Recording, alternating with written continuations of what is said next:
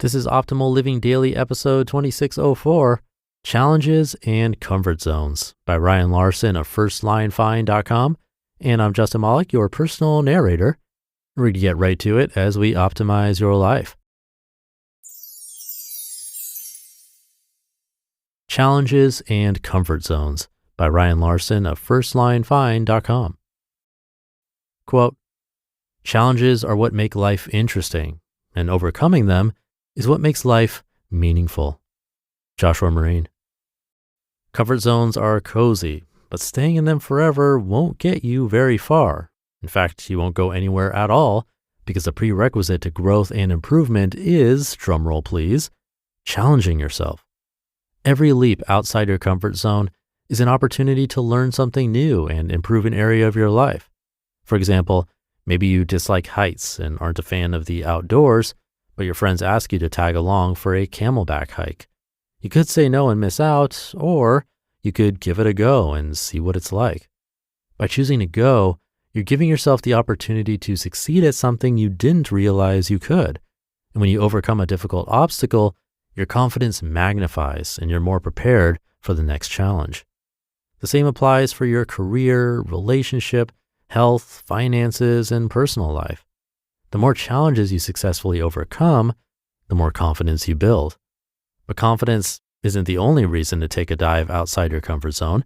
Science also shows challenging yourself can help you perform at your peak, as in a little anxiety can be the push you need to succeed at new, hard things. On the flip side, if you decide to stay complacent and do only what's easy, you'll never know your true potential. If you're still not convinced to take on a challenge, maybe this factoid will help. Continuously challenging yourself helps you age better. Science shows people who challenge themselves to learn new skills and take on difficult tasks while maintaining a strong social circle stay sharper longer. Not only will your confidence be strong, but your mind will be stronger. It's important to note that you don't have to succeed at every challenge to reap the benefits. You just have to be willing to try. Take an example from our advisor, Ryan, the savvy investor guy. Quote, I remember when I started off in this industry, there were numerous challenges I had to overcome, but the biggest of them all was public speaking. Mind you, as a child, I had a hard time with enunciating, so most of my elementary school years was spent in speech therapy. That did not bode well for my confidence, to say the least. I avoided any chances of public speaking or even speaking in front of a classroom. Fast forward to my first full year as an advisor, and I had to present to a room full of retirees on the topic of annuities. There was so much pressure. My first presentation, educating individuals that were twice, if not thrice my age, and trying to look credible. The latter was extremely hard, as I've been told I have a baby face. I thought long and hard during the whole process of prepping for this moment and questioning if this was for me or if I overextended my potential, but I kept going, driven to accomplish what I set out to do. Sitting in the restroom 30 minutes before, I had to confront my fear. I did everything I could think of to shake the jitters away. I played music, did jumping jacks and then push-ups, but nothing helped, and I ended up puking my nerves away. Was this it? Did I overextend my potential? At that moment, I'd have to agree, but knowing what I know now and having lived and survived that moment, my future self would have to say no. From the words of the inspiring Tony Robbins, fear is built in your nervous system as a survival instinct, so it's always going to be there. You just have to deal with it. And how do you deal with it? Your desire has to be greater than your fear. Another way to do it is to turn fear on itself. I remember stumbling many times during that presentation, even forgetting some of the big points I really wanted the audience to hone in on. But that didn't matter. What mattered was the fact that I accomplished one of the biggest challenges of my life up to that point. I continued to present numerous times after that, but I stumbled less and less, and my confidence grew and grew. End quote. Winning isn't where the growth lives. Leaping is where the magic happens. One more thing, there's a fine line between challenging yourself and overwhelming yourself. It's okay to take breaks from productivity and the constant need to do. Rest is essential. Take it. Today, we challenge you to take a leap. Try something new. Step outside your comfort zone and embrace whatever challenges come your way. Not sure where to start? Well, try one of these.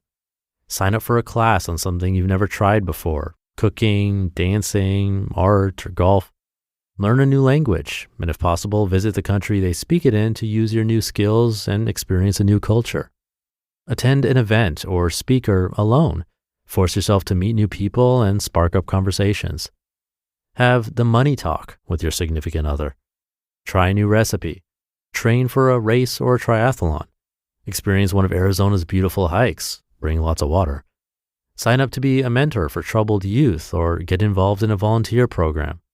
Join Toastmasters and up your public speaking game. Or declutter your home and sell or donate all your extra stuff. You just listened to the post titled Challenges and Comfort Zones by Ryan Larson of FirstLineFine.com. Thank you to Ryan. I'm sure deep down we do know this, that growth can't happen without challenge and adversity. And that happens on a cellular level. With our muscles, for instance, after you work out, the muscle fibers are damaged. Then our bodies have to repair or replace them. But that process helps because it increases the thickness and quantity of those fibers, making us stronger. It's a great analogy for the personal growth we experience ourselves. This is one of the reasons I try to encourage action after hearing these articles. I could personally just simply read these articles every day and not do anything myself. And while my knowledge would increase, which is great, possibly my awareness too, also great, not much else would happen. We'd atrophy, which would be a shame. It takes that effort to try something new, possibly fail, and either try again or move on to something else to actually grow.